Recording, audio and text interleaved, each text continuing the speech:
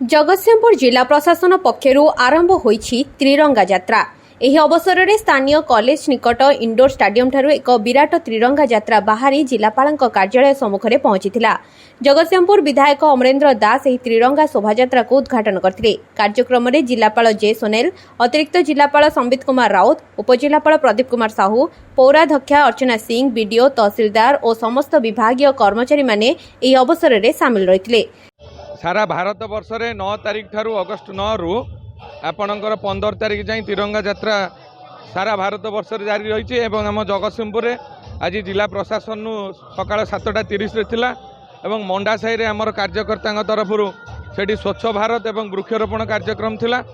एवं वर्तमान गांधी छकरू विशाल पटुआर तिरंगा शोभा यात्रा जिला सभापति सत्यव्रत महापात्र महोदय एवं महिला मोर्चार सभानेत्री एवं उपसभानेत्री एवं समस्त कार्यकर्ता म्युनिसिपालिटी भाइस चेयरपर्सन समस्ते एथे रही। जातीयता बोध जागृत हो भारत वर्षर प्रत्येक कोण अनुकोण लोक मैंने स्वतःप्रबुद्ध भाव में आज हजार हजार संख्यार जगतसिंहपुर आपण एकत्रित होती।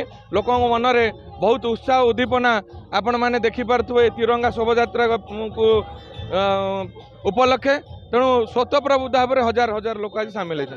सेहीपरि जगतसिंहपुर भारतीय जनता पार्टी पक्षरु हर घर त्रिरंगा यात्रा अनुष्ठित हो जाइछि।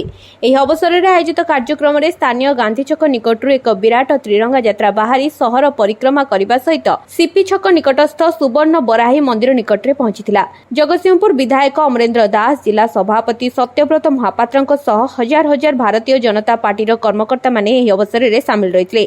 प्रधानमंत्री नरेंद्र मोदी आह्वान क्रमे प्रतिटी लोकंक घरे त्रिरंगा पहुंचाइबा सह भारतवासी हृदय में देशमातृकार भाव को आहुरी प्रज्वलित करने एही कार्यक्रमर मूल लक्ष्य। आमर जो ऑनरेबल प्राइम मिनिस्टर जो मेसेज रही कि प्रत्येक घर को आमको तिरंगा को पहुँचाइबार अच्छी। खाली तिरंगा नुहे, ये जो देशभक्तिर जो प्रेमटा प्रत्येक भारतवासी हृदय में पहुँचाइबार अच्छी। एटा सब भारतवासी हृदय अच्छी, किंतु यही जो स्वाधीनता दिवस उपलक्ष्य ताकू पुणी आम केमी जागरण करवा आ समस्त भारतवासी गोटे दौड़ी में बांधी होगा गोटे प्रेमर गोटे देशभक्तर दौड़ी में बांधी होगा सेटा ही यात्रार आटा ही कार्यक्रम उपलक्ष्य।